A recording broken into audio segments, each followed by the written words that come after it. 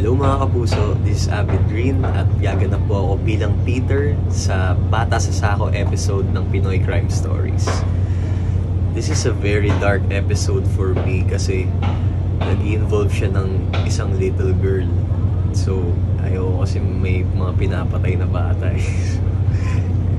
Makakasama ko po dito si Miss Sue Prado. Abangan niyo po yan sa Sabado, 4:45 PM sa GMA.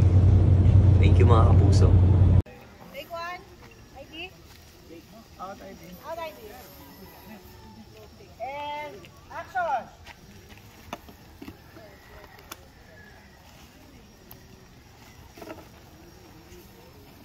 Labas, Art! Yes! Narinig? Pumalag! Titignan kung ano nangyari. Nari na Imperatrice, wala. Tapos magugulat ha, nakitang patay yung bata.